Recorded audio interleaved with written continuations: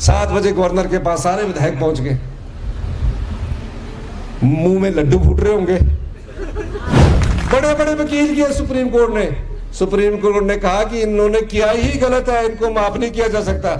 मैंने सोचा संन्यास कर ले लेंगे ये तीनों, इस्तीफा के बाद छोड़ देंगे राजनीति। नहीं कहते चुनाव फिर लड़ना, और अभी चुनावों के समय पैसे भी देंगे क्योंकि बहुत बड़ी पार्टी है। जो वोट को खरीदने की कोशिश करता है, जो आपकी भावनाओं का सौदा करता है, आपके वोट के माध्यम से विधायक बनता है, क्या ऐसी पार्टी को आप माफ करेंगे? जो आपकी संस्कृति को खरीदने की कोशिश कर रहा है, माफ करेंगे कि नहीं करेंगे? हाथ खड़ा करके बताइए। मैं ये बात इसलिए कहना चाहता हूं, और अगले दिन पता लगा कि गवर्नर साहब के पास जयराम ठाकुर जी चले गए। नया कोर्ट का ऑर्डर दे दिया, कोट पैंट। मैंने तो सोचा कि जयराम जी आपके पास तो बहुत कोट पैंट है, 5 साल पूर्व मुख्यमंत्री रहे हैं। 7 बजे ही चले गए, सवेरे 7 बजे ही चले गए। और जो बीके में विधायक थे उन्होंने भी कोट पैंट सला लिया कि हमारा मंत्रिपरिषद की शपथ हो रही है। वो तीनों तीन मंत्री बनने के लिए जिन्होंने कम पैसे लिए थे उनको मंत्री नहीं बनाना था, उनको चेयरमैन ही बनाना था।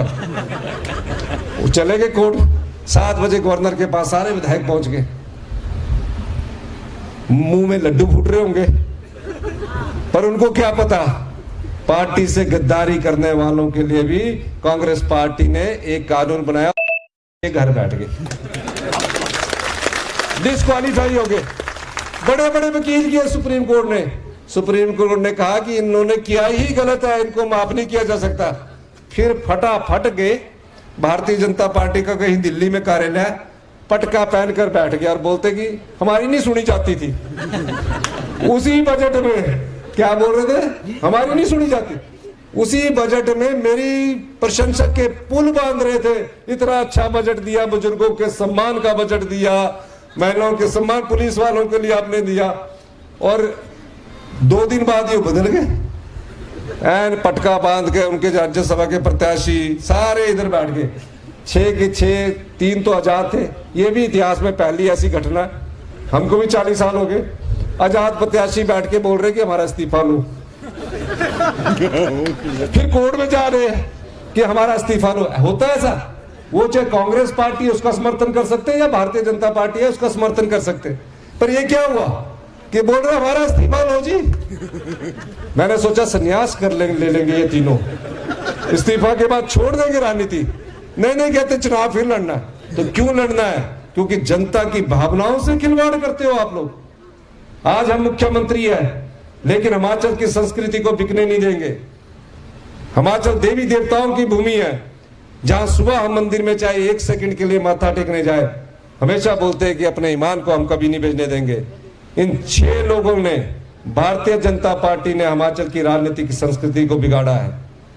ये भ्रष्टाचार में लिप्त लोग हैं, खनन माफिया है। मेरी लड़ाई भू माफिया से है, मेरी लड़ाई खनन माफिया से है, मेरी लड़ाई नशाखोर माफियों से है। इनको हम अगले 5 साल में दूर भगाएंगे, ये मैं आपको वादा करना चाहता हूं। कई परिवार नशे में उजड़ गए, भारतीय जनता पार्टी की सरकार सोई रही। कई गांव के गांव में नशा पहुंच गया, भारतीय जनता पार्टी की सरकार सोई रही। ना किसी प्रकार की मदद करते हैं, वोटें मांगने के लिए बड़े बड़े वादे करते हैं, और अभी चुनावों के समय पैसे भी देंगे क्योंकि बहुत बड़ी पार्टी है। हमारे पास पैसा नहीं है, इनसे पैसे भी ले लेना आपने। अगर कोई आएगा तो फटाफट बोलना दो। वो पूछते हैं आजकल कितने वोट है, तो बोलते चलो आपने ले लेना। वो पैसा आप ही का है, आप ही की संपदा से लिया गया पैसा है, इसलिए आप उनसे लेना। लेकिन 1 जून को जब आप वोट डालने जाएंगे तो ये याद रखना कि ये लोग आज हमारे वोट के दम पर विधायक बने और विधायक बनकर राजनीतिक मंडी में बिके हैं। तो अगर इनको इस समय सबक नहीं सिखाया गया तो भविष्य की राजनीति में कोई भी किसी भी समय किसी भी राजनीतिक मंडी में बिक सकता है। भविष्य के लिए कह रहा हूं, मुझे मुख्यमंत्री की कुर्सी की परवाह नहीं है।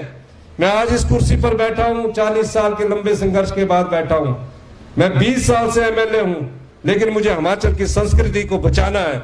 वो संस्कृति जहां हम एक दूसरे का सम्मान करते हैं, जहां एक दूसरे के पास बैठकर अपना दुख सुख रोते हैं, वहां भ्रष्टाचार वाली राजनीति को दूर भगाना है। और इसके लिए हमारे पास धन नहीं है, ना बल है, धन बल नहीं है, लेकिन आपका जनता का बल है, जनबल है। तो क्या आप इस जनबल में इस जो हमारा 1 तारीख को लोकतंत्र का जो हमारा मंदिर है, उस मंदिर को जिंदा रखने के लिए आप भारतीय जनता पार्टी के विरोध में वोट डालिए। उन्होंने हमारी 1 राज्यसभा की सीट चुराई है, आप चारों लोकसभा की सीटों में हमारा